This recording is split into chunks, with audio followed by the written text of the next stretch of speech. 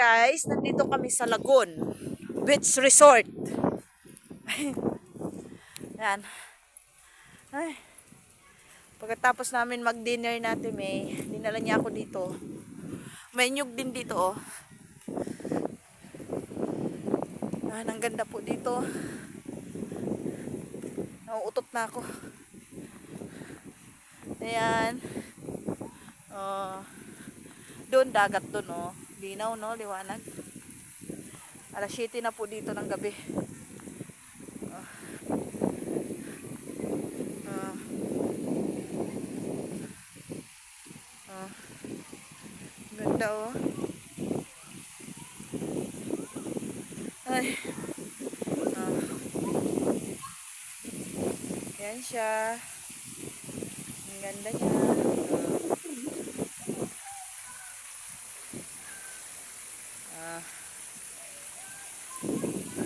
Ganda ng mga tubig. Ayan, ano siya? Siyang restaurant sa taas. Dami pong pupunta dito para parang sa Pilipinas ay Boracay. Ganun. Dinadayo siya. Ayan, oh. Swimming pool, may mga naliligo din, oh. Gabi na. Oh. Ang ganda po dito. Ah.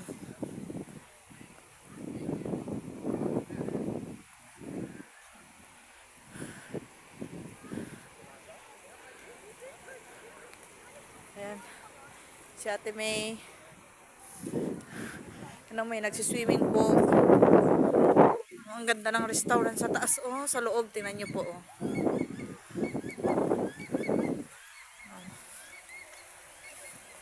Liwanag. Oh. Aliwanag din ang camera ko, parang umaga dun, oh. Tingnan mo, parang umaga sa dagat. Oh. Ayan. Oh, may nagliligo po siya.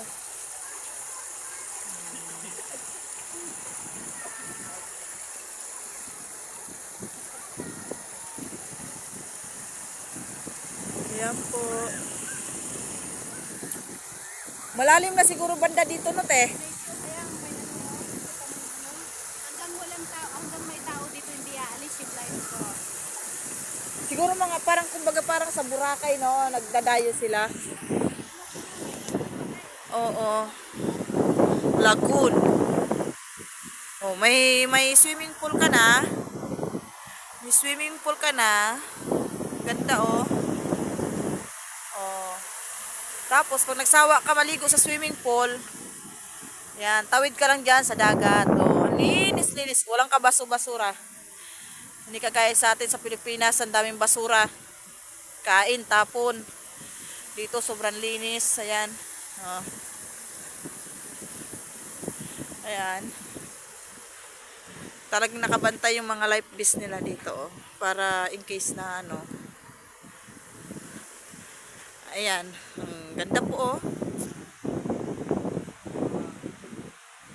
Ganda niya. Dito yan sa Yepon, Australia. Ganda po.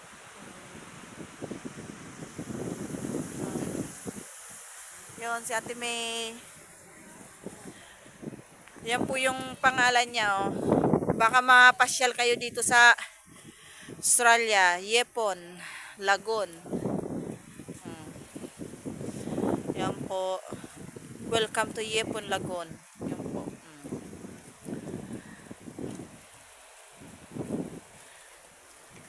Yan. Lawak po niya. Ganda pa siya, oh. Ayan naman yung pier. Kasyang pier siya. Ayan. Napakaganda niya. Tsaka talagang malinis.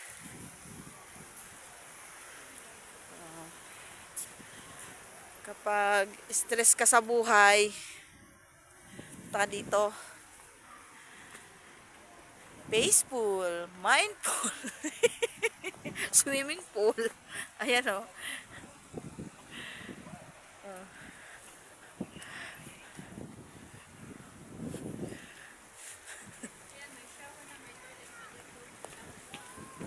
Ang ganda niya oh. Talagang social. Oh. Tingnan mo naman yung toilets niya oh. Oh, para kang oh, di ba? Wow. Ang linis po. Oh, kahit tabi siya ng paliguan at saka dagat, makikita mo talagang malinis.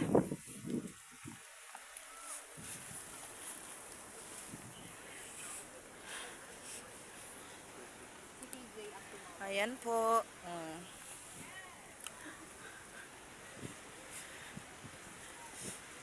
Ang ganda talaga. Maganda siya.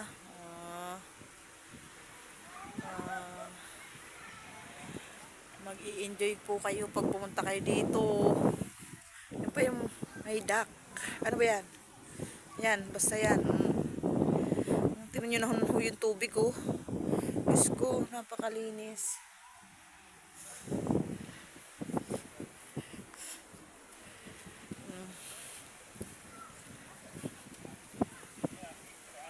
Sobrang linis. Ayan. Ang ganda niya.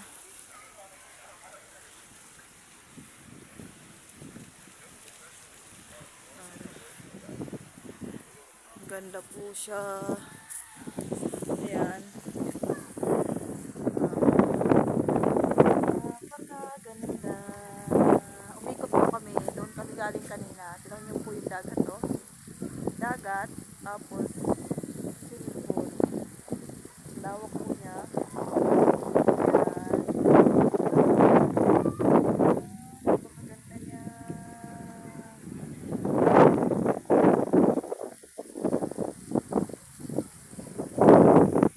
May tsura namin. Tsura ko. Lamig dito. Ayan. Ganda.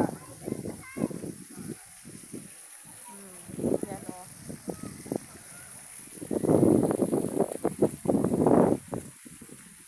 Ganda niya. Yan yung taas niya o. Sarado na siya. Sarado na yan, Ate May?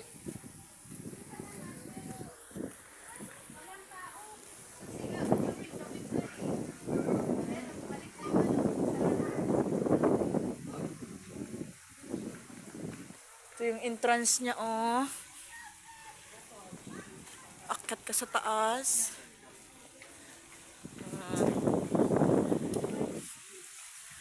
Di kinakain nata ito, oh, sa Pilipinas. Ayan yung wild pineapple. Kinakain yan, di nakita ko man yan. Hinog na, oh. Oo, pinipitas ito. Hinog na siya. Ano kayong lasa yan? Wild, matamis-tamis din. Ayun siya, oh. Sabi nila wild pineapple.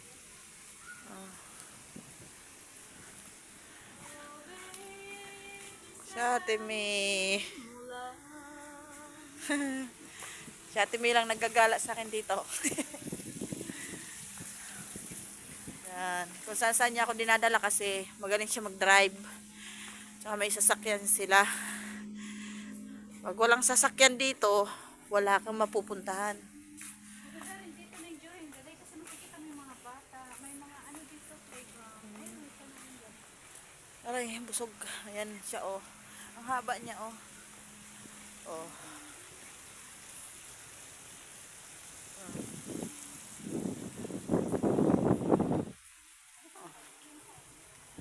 Oh, doon kami galing. Malaki siya, laki niya.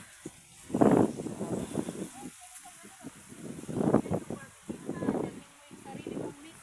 Free yan. Walang bayad. Parang sanggibsal, no? Kaso parang mainit eh. Mainit. Oo, barbecue yan. Yan daw. Kaas yan, di kaas. Pre yan, te, pre. O, tingnan nyo po. O. Pag pumunta ka daw po dito, pre lang, walang entrance. Tingnan nyo, ang ganda-ganda. Pagdating sa Pilipinas, kahit na liblib na, may bayad pa. Dito, Sobrang ganda. Libre lang. Ano lang yan, ready to go na yan. Yan o. Pag may karne ka, magsamji ka, dala ka lang ng karne. Mga rekado mo, may gas na yan, libre na siya. O, di ba? Sana ganyan din sa atin. Hindi, sa Pilipinas, puro bayad. Mahirap ka na. Ito na yung mga bata, oh. Mahirap ka na, lalo ka pang papahirapan. Ang mayaman, para lang sa mayaman. Kakain lang ng masarap, yung mayaman. Ang mahirap na nagsasakripisyo para may makain ng mayaman, lalong nilulubog. Di totoo talaga, di ba? Kung iisipin mo, kahit aanin nila yung pera nila, kung walang may hirap na nagsasaka. Kaya nga, pero karma is, come and goes around. Kaya nga, yung kung maltratuhin nila yung mga mahihirap, yun yung nagtatanim ng kinakain nilang bigas, kinakain nilang gulay. Ayan po.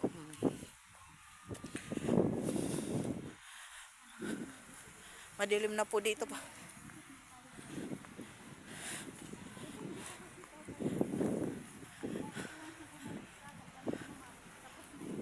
Sana nga magbilang ang Hellcat. Yan po, binibuild pa lang daw po. Almost done na daw po, sabi natin May. Ano yan, kainan din?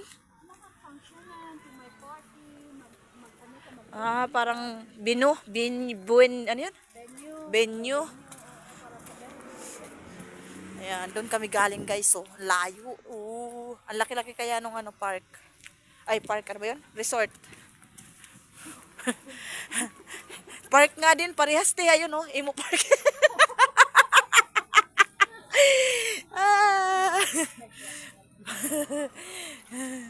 Ganda ng sasakyan dito, parang bahay, may higaan na, may toilet. Tinignan ko karabanta lang sinasabi. Oo nga.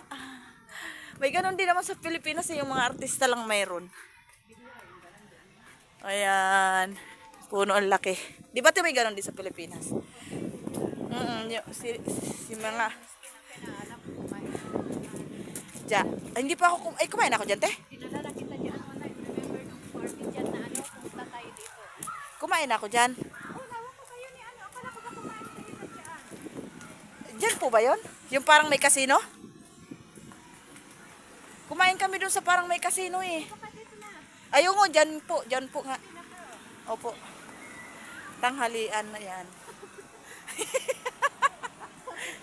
Kumain kami dyan ng tanghalian. Ano tawag nito? Oo, yung kasi maraming mga momos dyan. Ang daming tao na, te. Ano yan, tamad sila magluto? Pag tinatamad na, puro take away na kapag wala na si Arto. Ah. Akala ko ba tulog ako gano'n na, puro take away na yan. Ayan na po. Masakit na ang tiyan. Ayan. Ano yan, te? Hotel o kondo? Kondo. Ano unit?